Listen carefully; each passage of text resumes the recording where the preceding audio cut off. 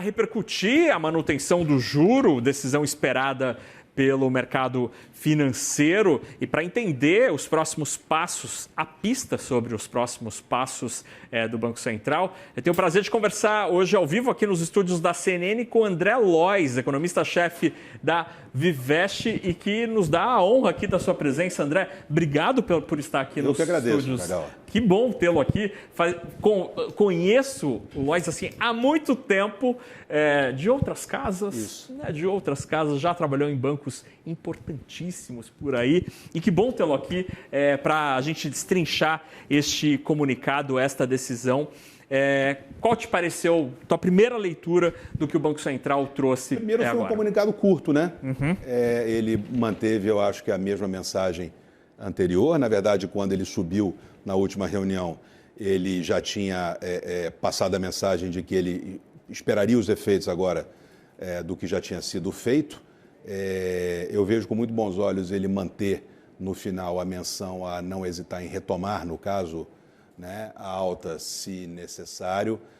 Houve um momento em que o mercado começou a fazer apostas, né, de quando começava a cair já. E a verdade é que o Banco Central precisa que as condições financeiras, a ponta longa da curva de juros e tal, ela fique mais alta, quer dizer, que não haja um fechamento para que, de fato, você produza o efeito que a política monetária precisa produzir, que é tornar mais caro o endividamento, fazer com que os bancos tenham que ter mais cuidado na hora de estender crédito, né? Isso vem acontecendo. Felizmente, os dados de crédito já começaram a apontar uma desaceleração mais clara também. Isso é sinal da política monetária funcionando. Quanto mais rápido ela funcionar, mais rápido o Banco Central vai poder cortar lá na frente, né? Mas, André, esse comunicado me parece que uma parte do mercado talvez tivesse esperança de que esse documento abrisse uma portinha, uma frestinha ali para possibilidade de o Banco Central indicar alguma coisa menos dura. Dá para dizer que talvez esse comunicado tenha vindo mais duro, mais hawkish do que boa parte do mercado esperava? Qual a tua percepção sobre o tom? Eu acho que boa parte não. Acho que tinha uma parte, que eu acho que não era majoritária, que esperava que talvez ele desse uma pista da possibilidade de corte ainda no final desse ano, por exemplo. Nessas pesquisas que os brokers fazem às vezes, né, anteriormente, o que eu vi foi uma maioria pensando em início de corte no início do ano que vem, primeira ou segunda reunião, e uma minoria não pequena, é verdade, né, já pensando que poderia ser em dezembro. Então, eu não diria que foi a maioria do mercado, não, mas tinha um pedacinho que achava que ele poderia dar uma indicação de corte ainda em 25, que não é o caso. Exato. Então, aí, já que o Banco Central não abriu esta porta, o que preocupa na tua leitura a autoridade monetária e a impede de avançar nesta estratégia para uma futura flexibilização? É verdade que a gente estava até ontem subindo o juro, né? Então, o que motiva o Banco Central a trazer esse tom cauteloso na tua leitura? Eu acho que o que o motiva a ser cauteloso, além das questões relacionadas à incerteza externa que aumentou, né? É difícil dizer, com essa escalada da discussão de tarifas e tal, como é que o real vai se comportar, né? Ele vem se comportando bem, mas poderia não ser o caso. Tem riscos até que são positivos também, eventualmente de commodities caírem de preço, a questão de carne, por exemplo, ajudar a inflação no Brasil e tal. Isso são coisas com as quais que ele não tem como prever, né? Então, primeiro, eu acho que o número de situações possíveis aumentou com esse aumento da incerteza, mas a certeza que ele tem é que, a despeito de uma moderação de alguns dados de alta frequência de atividade, o mercado de trabalho continua muito forte no Brasil. E o mercado de trabalho forte, ele significa que o rendimento médio real ainda cresce muito e sustenta o consumo.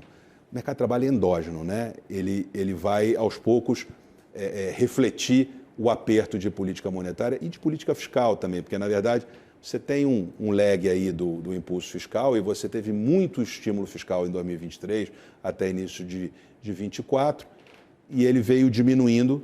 Aí agora, de novo, tem um pouquinho, mas ele veio diminuindo com relação ao que foi o início do governo, desse mandato do governo Lula. E essas coisas, elas têm um tempo para acontecer, né? Isso fez com que o mercado de trabalho ainda estivesse muito forte e ele tem que ver, eu acho, uma dinâmica que que facilite ver um consumo que não cresce tanto e tal.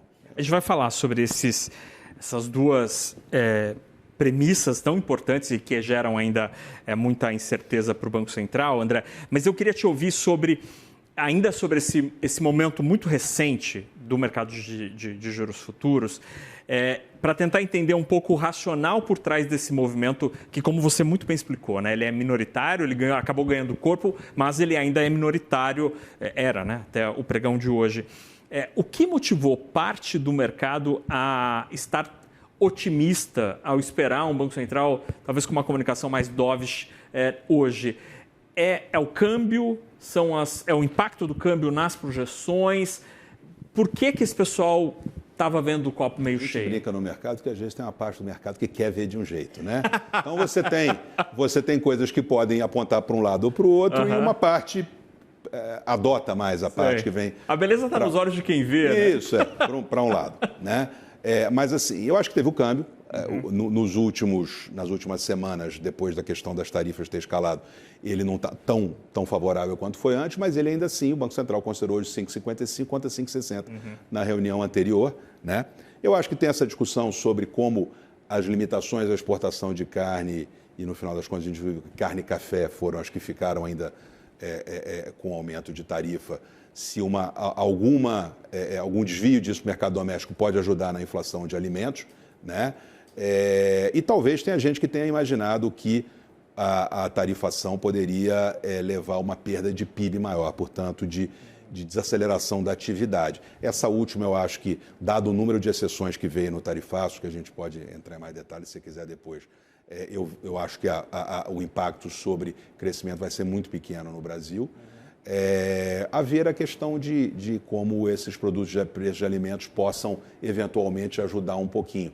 Mas eu estava no campo da turma que não via muita possibilidade para o final do ano. Eu tenho lá, em primeira reunião do ano que vem, como um momento para cortar. Enfim, acho que, de qualquer maneira, acho que quem tinha essa visão, por um tempo vai, com a leitura dessa ata do Banco Central, vai colocar um pouco de lado, eu acho. Então, esse pessoal precisa se reposicionar amanhã, né? Possivelmente. E agora, então, falando dessas duas grandes incertezas, né, que a gente tem agora, essa incerteza relacionada a todo esse ambiente maluco que a gente está vivendo, de guerra comercial, Estados Unidos, qual que é a tua leitura sobre o cenário externo, né? A gente está vivendo um momento de muita dúvida com a guerra comercial, mas é preciso reconhecer que ao longo dos últimos dias a gente teve nuvens que saíram do nosso radar. Dá para dizer que no curtíssimo prazo a incerteza externa diminuiu e talvez isso ajude o Banco Central e o Fed ao longo das próximas reuniões? O Fed, por exemplo, no comunicado dele, ele não falou mais de redução de incerteza. Ele falou que ela continua ali, ele não falou que ela aumentou, né? No nosso caso, acho que entre uma reunião ou outra a gente teve um pico de incerteza, né, a partir da comunicação naquela primeira carta de que o Brasil teria 40% adicionais, né? E hoje acho que houve um alívio, porque a lista de exceções é tão grande que você, primeiro, acho que diminuiu muito a chance do Brasil retaliar, porque são muito poucas coisas relevantes que vão ser tarifadas adicionalmente. Uma delas é o etanol, que o Brasil tem tarifa, então não fazia sentido. Eu acho que diminuiu a chance do Brasil retaliar, o que do ponto de vista de inflação é bom para o Banco Central. Se o Brasil vier a retaliar, você tem algum efeito sobre o preço desses itens em que haja retaliação. Agora, do ponto de vista do tamanho da incerteza per se, eu acho que teve uma pequena redução, mas o discurso do Trump tem sido para além das questões comerciais, né? Então, essa incerteza eu acho que vai permanecer e ela pode vir a ter, em algum momento, algum impacto sobre o câmbio, né? Eu, se fosse o Banco Central, teria essa preocupação. E do ponto de vista global, André, quando o Banco Central tenta se debruçar ali sobre o cenário de atividade, o cenário de inflação e mesmo de política monetária fora do Brasil, ter a guerra comercial encaminhada com grandes parceiros, Europa, Japão, Índia, isso tira nuvens desse cenário? Tira um pouquinho. Mas a imprevisibilidade de Mr. Trump continua no radar. E no nosso caso, como a gente viu nas últimas semanas, ela ficou maior, né? Acho que nós ficamos num num holofote assim, para os Estados Unidos comparado com outros parceiros, né? Então, eu acho que é de bom tom o Banco Central continuar com essa preocupação e esperar um pouquinho para ver o que acontece. Até agora, o câmbio está performando muito bem, né? Melhor que a encomenda. Esse é um ponto interessante. O câmbio tem surpreendido muita gente por causa das duas palavras carry trade? Olha, o carry trade ajuda, mas ele já está aí, né? Há algum tempo. Sim. Você não imagina que assim, não faz tanta diferença. A gente tinha 15 já na última reunião, a gente teve 14. A gente tem 14,5 desde quando? De março? Há muito tempo, Quer dizer, né? já era um tanto de taxa Sim. suficiente para o carry trade. Não mudou significativamente, eu acho, a perspectiva de corte dos Estados Unidos. Se você imaginasse que agora o mercado acha que os Estados Unidos vai cortar muito mais e mais rápido, obviamente isso poderia ter um efeito, né, na projeção de diferencial de juros que você faz. Então, acho que o carry trade já estava aí, né? Eu acho que outras coisas é que mudaram e que podem mudar mais, né? O carry trade ajuda, obviamente, quando você tem um retorno muito grande, mesmo tendo risco, né, o retorno paga, se não totalmente, ou pelo menos parcialmente, esse risco, né? E aí você mencionou, André, o mercado de trabalho, e para mim, como jornalista econômico, esse tem sido um dos assuntos mais fascinantes, porque o mercado de trabalho no Brasil tem sistematicamente surpreendido para melhor, né, com o emprego, capacidade de geração de emprego da nossa economia melhor que se esperava. O que está acontecendo com o mercado de trabalho e como uma autoridade monetária reage a este mercado de trabalho tão surpreendente? O mercado de trabalho tem sido surpreendente no mundo todo, depois da Covid, né? Você teve, pelo lado da oferta de trabalho, o que também acontece no Brasil. A oferta de trabalho, o crescimento da oferta de trabalho diminuiu depois da Covid.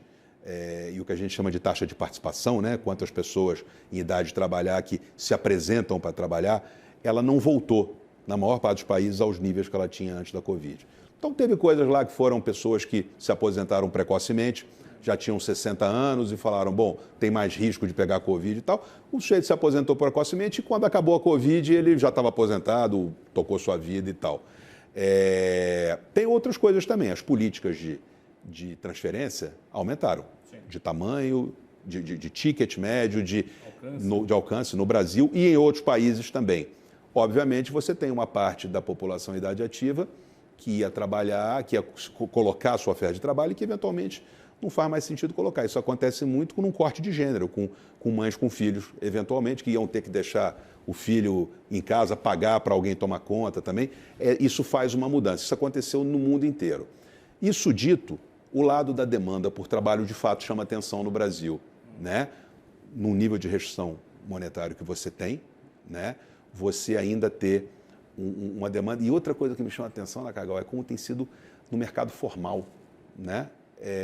Mesmo para alguns tipos de atividades em que normalmente você não contratava no formal, tem aumentado a formalização. Algumas pessoas levantam a questão da reforma trabalhista, que diminuiu de fato o risco de processos e tal, e que eventualmente isso tem feito com que mais empresas, na hora de contratar, prefiram contratar no formal e, eventualmente, também porque o mercado está apertado. Quando o mercado está apertado, você dizer para o sujeito se ele pode ir para duas empresas que você vai contratá-lo com carteira assinada pode pesar na decisão dele. Mas de fato, está durando muito tempo, eu acho, a surpresa pelo lado da demanda, né? A criação de empregos, né? Isso deveria diminuir na medida em que você tem, por exemplo, uma inadimplência crescendo, um crédito desacelerando, né?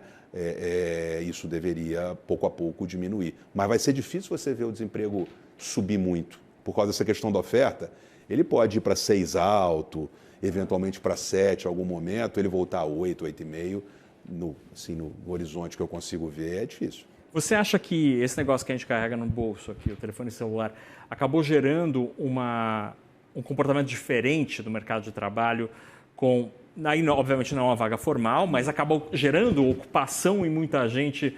Isso talvez não esteja nos modelos dos economistas? Um cara ser influencer ou fazer trabalho por WhatsApp? Ou o cara que é um entregador, um motorista de aplicativo, tem uma ocupação ali meio sombria que a gente não está conseguindo observar na planilha do Excel? Pode ser. Isso são inovações que que ajudam você a tirar a fricção de mercado de trabalho que às vezes você tem. A demanda não consegue encontrar a oferta, né? Isso facilita a demanda de... É um buffer ali, né? De bens, encontrar a demanda por bens e também de mercado de trabalho. Acho que em todos os mercados isso ajuda, né? Essa é uma possibilidade, mas eu te confesso que, e eu converso com meus colegas economistas, a parte da oferta de trabalho está entendida, como eu falo. Se eu comecei por ela, era mais fácil. A da demanda, ela seguir tão forte, ela é difícil de explicar mesmo. Interessante. Agora, diante desse cenário, como é para o Banco Central observar uma economia em que a demanda continua aquecida, mercado de trabalho aquecido, a renda não tem dado sinais de... Arrefecimento importante, né? De fato digno de nota. Para a autoridade monetária, isso pode atrasar o início do ciclo? Isso deveria atrasar o início do ciclo. O Copom tem sido muito claro, eu acho, na comunicação dele. Já na gestão Gabriel Galípolo, você tem uma chamada função de reação do Banco Central, que é muito semelhante ao do board anterior. Não houve modificação que a gente consiga perceber. Isso pode atrasar o ciclo. A gente tem projeções do rendimento médio real desacelerando. Ele vem desacelerando, ele já foi um pouco mais alto o crescimento dele, mas está desacelerando devagar. Então... E na margem continua crescendo? Ele continua crescendo, ele está desacelerando. Ele crescia, menos, né? Crescia 7 e agora cresce 6, né? E a gente acha que na média vai crescer 5 e pouco esse ano, no ano que vem que ele vai crescer 3,5%. Se você imaginar que produtividade no Brasil cresce 0,5% ou 1%, você está falando de uma situação em que você até pressiona margens das empresas, etc. Então, assim, é muito desafiador mesmo o Banco Central. Eu acho que a maneira que eles têm que fazer é o que eles estão fazendo, é ter a resiliência de ter a restrição monetária importante por um tempo razoável, né? E, assim, desse ponto de vista, eu acho que o que está acontecendo, quando você vê as projeções deles, lá o cenário, 3,4% de inflação lá no horizonte relevante.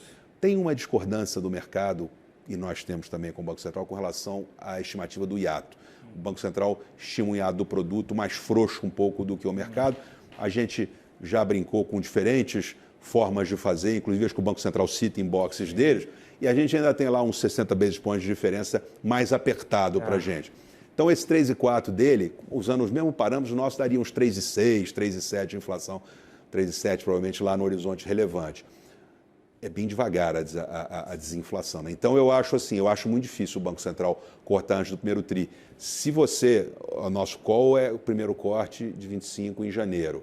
Se você colocar um revólver na minha cabeça e falar é dezembro ou é março, eu falo março.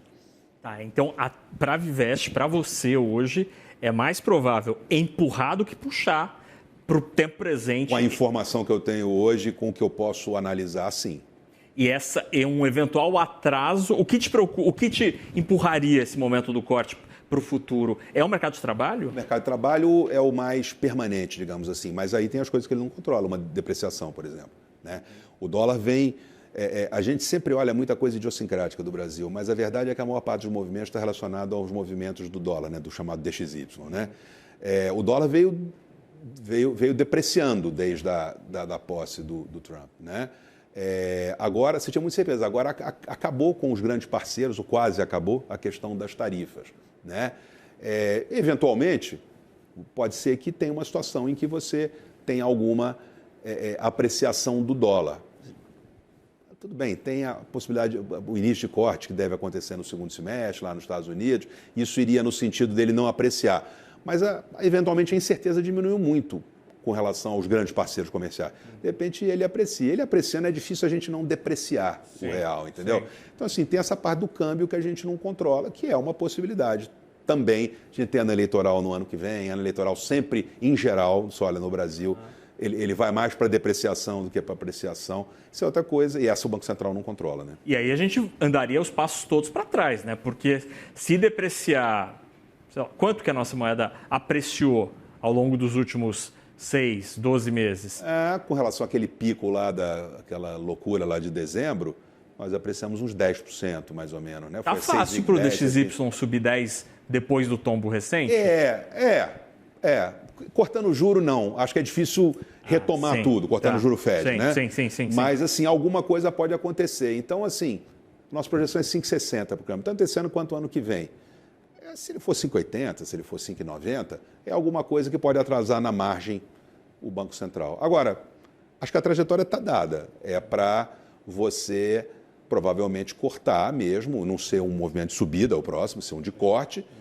Só que eu acho que é uma guerra de guerrilha contra a inflação. Ela é demorada mesmo.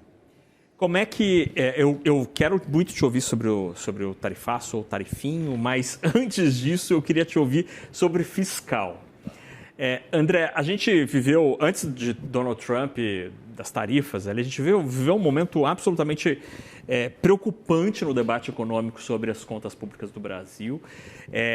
E aí a gente hoje vive essa questão das tarifas, tal, Donald Trump. Um pouquinho aquela. Você coloca uma camada mais urgente na frente.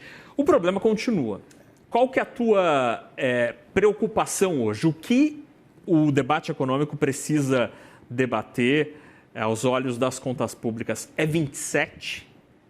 Não, eu acho que ela tem que ser antecipada para 26. Eu acho que, de alguma maneira, o próprio governo fez isso na discussão dos precatórios, da PEC 66 e tal.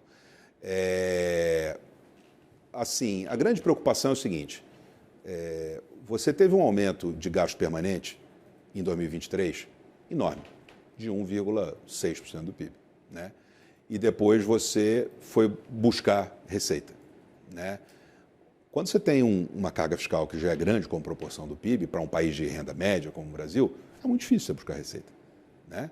Então, e você persistiu no novo arcabouço fiscal problemas que você tinha no anterior do teto. O do teto era mais efetivo, eu gostava muito mais dele, mas ele tinha um problema que era linhas do orçamento de despesa dentro do teto, elas tinham indexação que fazia com que elas crescessem mais do que o próprio teto. E aí, motorzinho próprio. Motorzinho próprio, e aí amassa, né?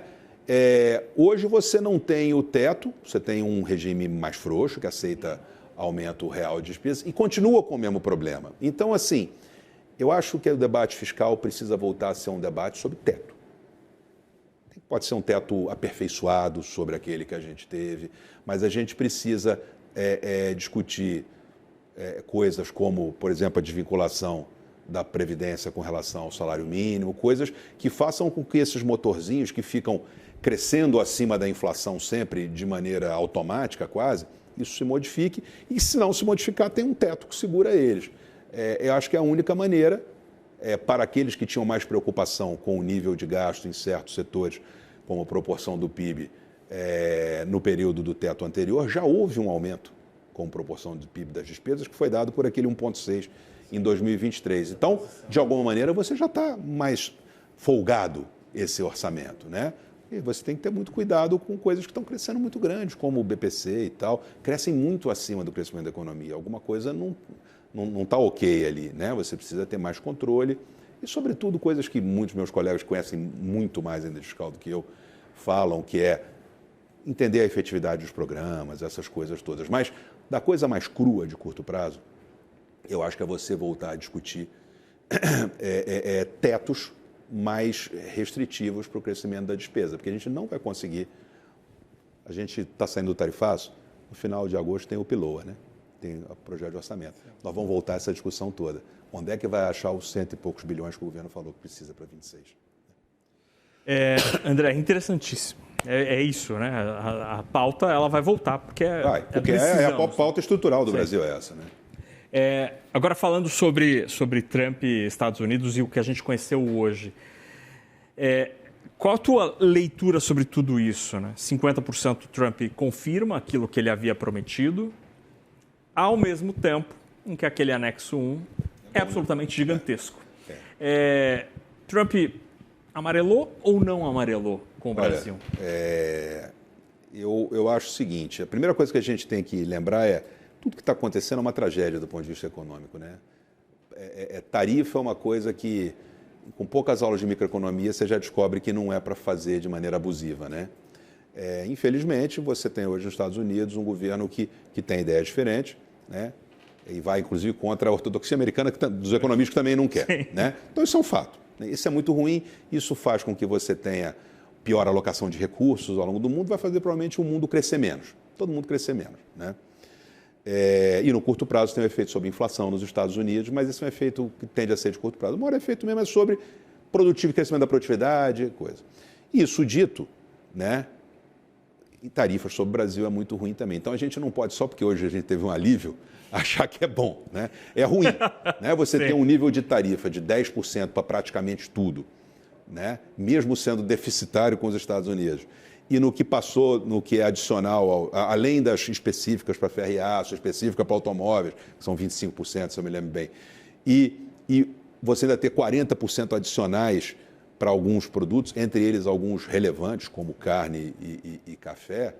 Graças a Deus não pegou Embraer, não pegou suco de laranja, papel celulose, mas assim, é ruim assim mesmo, né? Agora, perto do que se avizinhava, é melhor. O efeito que a gente calculava, se tudo fosse tarifado, praticamente tudo, né, que petróleo já diziam que não ia e tal, era alguma coisa como 0,2 ou 0,3 no crescimento que a gente projetava, dividido nos próximos 12 meses. Agora eu acho que vai ser perto de zero, né? São coisas, inclusive, que você consegue recolocar com o tempo, né, carne, café, em outros mercados.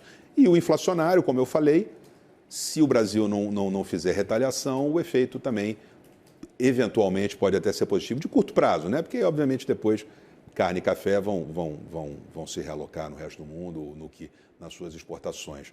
Mas, assim, o efeito, eu acho que o pior efeito é o efeito para o mundo. A gente está passando para um outro mundo em que você, ao invés de alocar a produção nos lugares que têm mais eficiência para produzir, você vai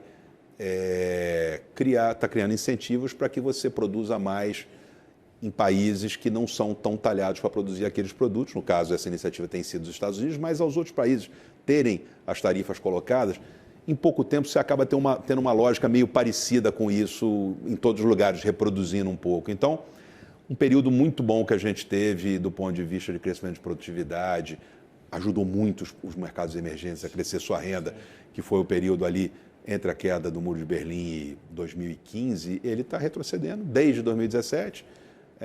E aí, várias coisas, Covid, entrou aí preocupação com segurança médica, né, de produção, biossegurança, tudo aumentou. Então, assim, é ruim. Assim, para os próximos 10, 20 anos, a gente vive num mundo que não é igual, mas começa a lembrar algumas coisas dos anos 70, aquelas coisas. Era da globalização, e aí eu digo que eu cresci, vivi nessa era da globalização em que o mundo não tinha fronteiras, né? E a internet acabou sendo o símbolo máximo disso. Aquele livro, O Mundo é Plano, lembra? Sim, então, a gente de fato viveu este mundo. Agora, André, só para a gente terminar, então você mencionou, né, que o impacto na atividade é bem perto de zero e o impacto nos preços também diminui bastante. Me fala mais sobre o impacto, tua leitura sobre o impacto em preço, porque ontem a gente entrevistou aqui na CNN Fernando Haddad e ele disse com todas as letras que aquele cenário que a gente tinha até ontem era definitivamente desinflacionário para o Brasil com o aumento da oferta desses produtos por aqui. Tudo constante, não vai ter laranja mais aqui no nosso mercado, não vai ter aço talvez, não vai ter celulose. Continua sendo desinflacionário ou também isso se perdeu? Eu acho que ele é pouco desinflacionário, né? Café... Estava dando uma olhada hoje, depois que saiu, o preço de café caiu bastante já com as notícias, né? Acho que 20% ali do café moído. O café é 0,7, se não me engano, no IPCA. Então, se fica esse 20%, dá uma ajuda aí, uns 10 base points, né? 0,1. Carne, aí depende para onde vai a arroba, ela saiu lá de 320, veio para 290. Nossa projeção é que fosse 360 no final do ano, porque tem uma sazonalidade lá. De repente não vai ao 360. Sei lá, você pode ter um 0,2, mas não vejo, dado que você vai ter só 2. O etanol você já não é um produto que você exportasse tanto quanto esses outros. Eu não vejo um efeito inflacionário tão grande, não. Tudo bem. Então, ajuda, mas não resolve. Não resolve. Ajuda, mas não resolve.